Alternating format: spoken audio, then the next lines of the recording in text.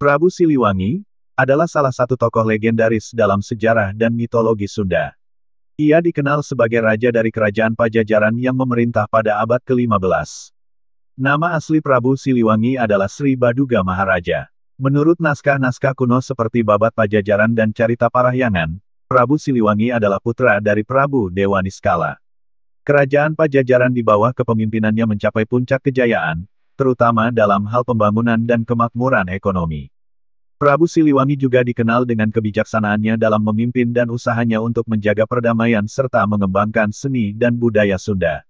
Salah satu cerita yang populer adalah legenda tentang Prabu Siliwangi yang konon bisa berubah menjadi harimau putih. Meskipun kisah-kisah tentangnya sering dibumbui dengan unsur-unsur mitologi, Prabu Siliwangi tetap dianggap sebagai simbol kebesaran dan kemakmuran Sunda. Di bawah kepemimpinan Prabu Siliwangi, Pajajaran dikenal sebagai kerajaan yang sejahtera dan kuat.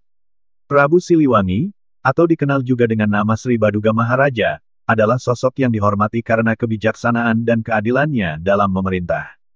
Prabu Siliwangi, bernama asli Raden Pamanah Rasa. Sejak kecil, ia menunjukkan bakat kepemimpinan dan kebijaksanaan yang luar biasa.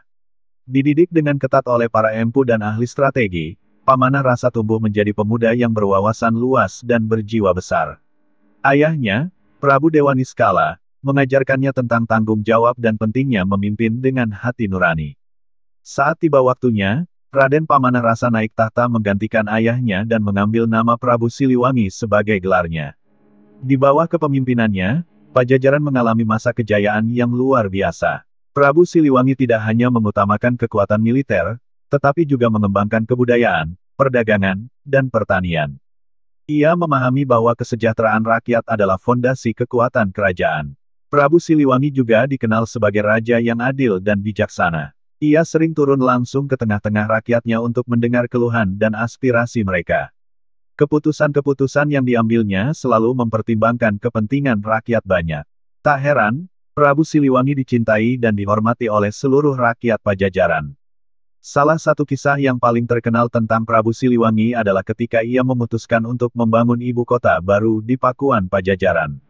Ibu kota ini dirancang dengan sangat baik, memiliki sistem irigasi yang canggih, jalan-jalan yang lebar, serta istana yang megah. Pakuan Pajajaran menjadi pusat pemerintahan dan kebudayaan, menarik pedagang dan seniman dari berbagai penjuru Nusantara. Di Pakuan Pajajaran, Prabu Siliwangi juga mendirikan banyak tempat pemujaan dan candi untuk menghormati dewa-dewa dan leluhur. Salah satu candi yang paling terkenal adalah Candi Batu Jaya, yang menjadi tempat peribadatan utama bagi rakyat Pajajaran. Candi ini dihiasi dengan relief-relief indah yang menceritakan kisah-kisah legendaris dan ajaran moral. Selain itu, Prabu Siliwangi juga sangat peduli dengan pendidikan. Ia mendirikan banyak sekolah dan pusat pembelajaran di seluruh Pajajaran. Para pemuda dan pemudi diberikan kesempatan untuk belajar berbagai ilmu pengetahuan, mulai dari filsafat, astronomi, seni, hingga ilmu perang. Prabu Siliwangi percaya bahwa pendidikan adalah kunci untuk membangun masa depan yang lebih baik. Namun, kejayaan Pajajaran tidak selalu berjalan mulus. Ada banyak tantangan dan ancaman dari luar yang harus dihadapi. Salah satu musuh terbesar Pajajaran adalah Kerajaan Majapahit yang memiliki ambisi untuk menguasai seluruh Nusantara. Meskipun Majapahit lebih besar dan kuat, Prabu Siliwangi tidak pernah gentar. Ia selalu siap untuk melindungi kerajaannya dari ancaman apapun. Salah satu pertempuran besar yang terjadi adalah pertempuran di Citarum.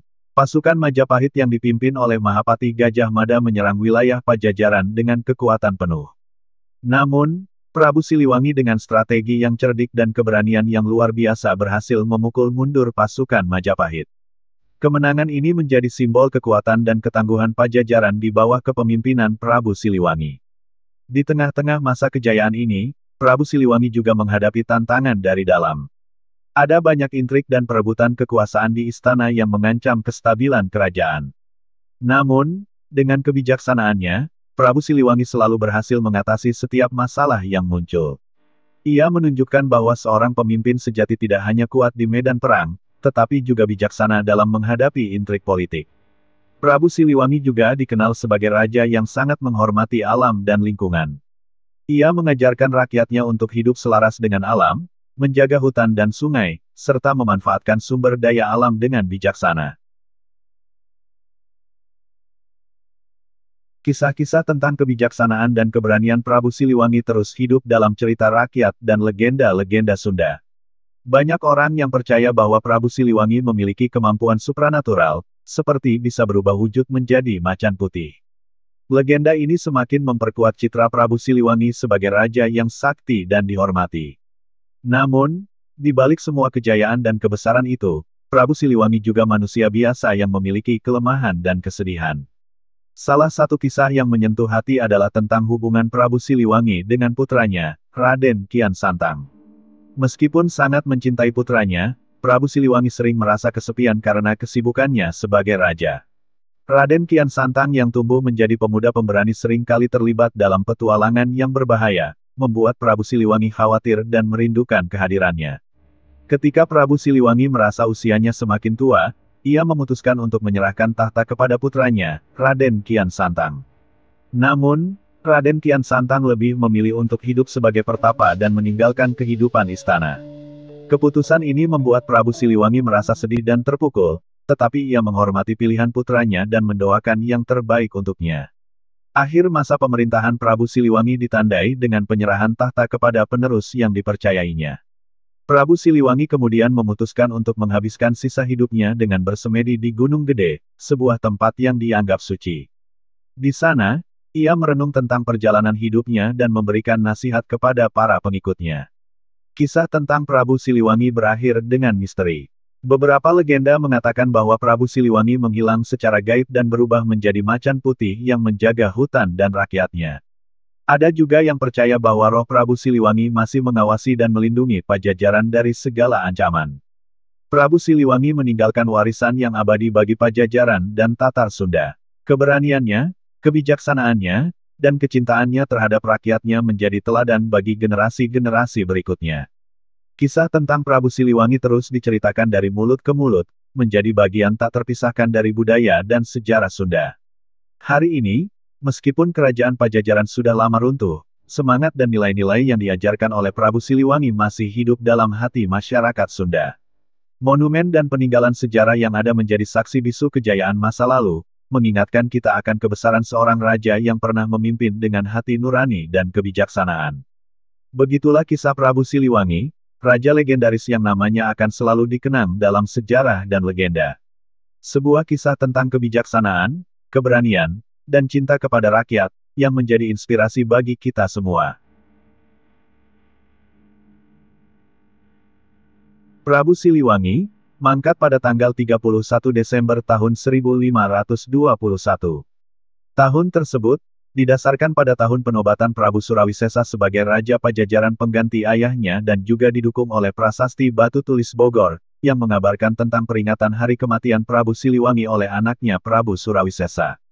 Prasasti tersebut dibuat pada 1533, atau 12 tahun selepas wafatnya Prabu Siliwangi. Selanjutnya berdasarkan pada prasasti Tembaga Kebantenan disebut Sri Baduga Maharaja atau Prabu Siliwangi Susuhunan di Pakuan Pajajaran, memerintah selama 39 tahun 1482 sampai tahun 1521. Beliau wafat normal dan kemudian dipusarakan di suatu tempat yang bernama Rancamaya.